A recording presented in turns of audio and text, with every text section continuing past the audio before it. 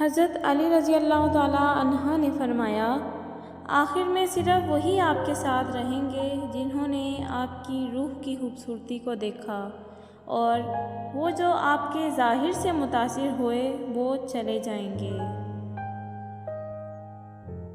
بہت سے مال جمع کرنے والے عنقریب اسے چھوڑ جائیں گے۔ زیادہ سوچنے سے بہتر ہے استغفار کیا جائے۔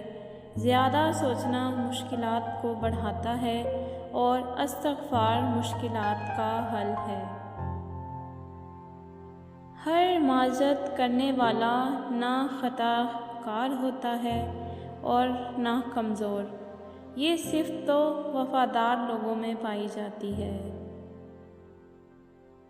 اللہ تعالیٰ تمہارے لیے 3 باتیں پسند نہیں کرتا: بلا وجہ کی گپ شپ، فضول خرچی اور لوگوں سے مانگنا۔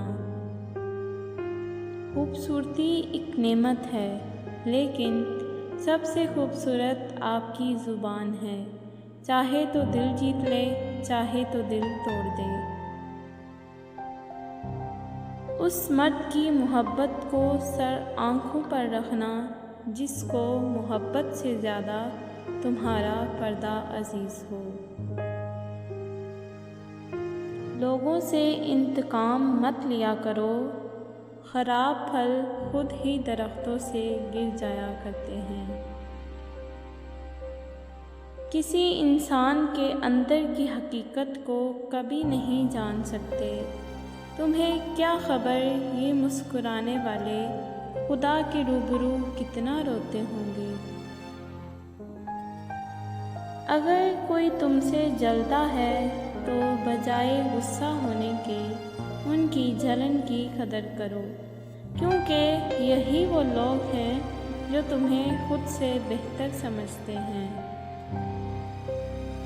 جس شخص کو اپنے گناہ کا دکھ ہوتا ہے، اللہ اس پر رحم کرتا ہے۔ اچھے کے لیے اچھے رہو، برے کے لیے برا مت بنو، کیونکہ پانی سے خون صاف ہو سکتا ہے لیکن خون سے خون نہیں۔ 3 چیزیں انسان کو اللہ سے دور کرتی ہیں: اپنے عمل کو زیادہ سمجھنا، اپنے گناہوں کو بھول جانا اور اپنے آپ کو سب سے بہتر سمجھنا۔ صبر مومن کی تلوار ہے۔ جب دل رو رہا ہو اور زبان خاموش ہو تو سمجھ لو تمہارا صبر اللہ کو پسند آ رہا ہے۔ تہجد تک آنا رب سے عشق کا ثبوت ہے، اور اس عشق کے لیے وہ رب خود تمہیں چنتا ہے، اور جسے چن لیتا ہے اسے مکمل کر دیتا ہے۔ اللہ تعالیٰ جہاں سے چاہے نصیب پلٹ دے، اس کی قدرت تمہاری سمجھ سے بالاتر ہے۔ ہمارے معاملات ہمارے ہاتھ میں نہیں ہوتے، مگر اطمینان رکھیں جس کے ہاتھ میں ہوتے ہیں وہ بڑا رحیم و کریم ہے۔ رشتے اور موسم ایک جیسے نہیں ہوتے، کبھی حد سے زیادہ اچھے اور کبھی برداشت سے باہر۔ فرق اتنا ہے کہ موسم جسم کو تکلیف دیتا ہے اور رشتے روح کو۔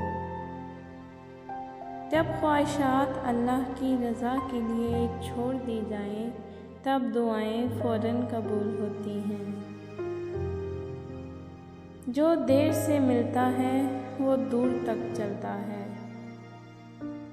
اپنی تربیت کی ذمہ داری خود اٹھاؤ اور روح کو ان عادتوں سے آزاد کرو جس میں وہ گرفتار ہو چکی ہیں۔